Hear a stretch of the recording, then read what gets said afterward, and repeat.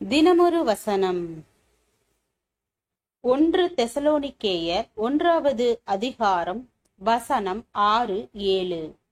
நீங்கள் மிகுந்த உபத்திரவத்திலே பரிசுத்த ஆவியின் சந்தோஷத்தோடே திருவசனத்தை ஏற்றுக்கொண்டு எங்களையும் கர்த்தரையும் பின்பற்றுகிறவர்களாகி இவ்விதமாய் மக்கெதோனியாவிலும் அகாயாவிலும் உள்ள விசுவாசிகள் யாவருக்கும் மாதிரிகளானீர்கள்.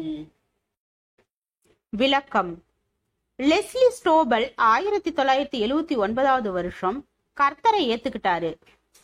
அவளுடைய விசுவாசம் நாத்திகனாய் இருந்த அவளுடைய கணவர் லீயில் தாக்கம் ஏற்படுத்திய போது அவரும் தேவனை தேடத் துவங்கினார். அவர் இயேசுவுக்காக வழக்காடுதல் என்ற தன்னுடைய புத்தகத்தில் தேவனை குறித்த 2 வருட ஆராய்ச்சிக்கு பின்பு அவர் இயேசுவை தன்னுடைய இரட்சகராக ஏற்றுக்கொள்ளும்படி வழி நடத்தப்பட்டதை குறித்து எழுதியிருக்கிறார்.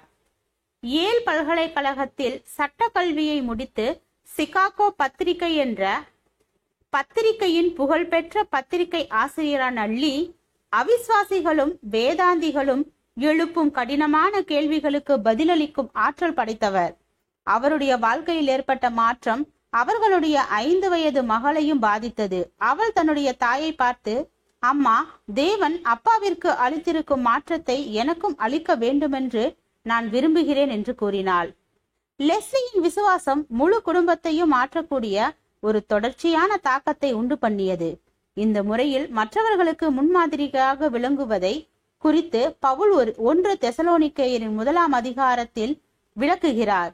தெசலோனிக்காவின் விசுவாசிகள் பவுல், சீலா மற்றும் தீமோத்தேயுவின் முன்மாதிரிகளை பின்பற்றினார்கள். பின்பு இந்த புதிய விசுவாசிகள் பொறுமையுடனும் சகிப்புத்தன்மையுடனும் கிறிஸ்துவிற்காக பாடுகளை அனுபவித்ததினால் அவர்கள் மக்கதோனியாவிலும் அகாயாவிலும் உள்ள விசுவாசிகளுக்கு முன்மாதிரிகளாகி ஆராதனையின் புதிய நிலைகளுக்கு ஊக்கமளித்தார்கள். நம்முடைய முன்மாதிரி கிறிஸ்துவிற்காக மற்றவர்களிடம் மிகப்பெரிய தாக்கத்தை ஏற்படுத்தும். நாம் கிறிஸ்துவை பின்பற்றுகிறதன் காரணமாக மற்றவர்களுக்கு முன்மாதிரிகளாக செயல்படுகிறோமா? ஜெபம். தேவனுக்கு ஸ்தோத்திரம். தேவனே, நாங்கள் எங்களுடைய வாழ்க்கையில் உம்முடைய வழிகாட்டுதலை பின்பற்றி பிறருக்கு முன்மாதிரியாக வாழ கிருபை பாராட்டும். ஆமேன்.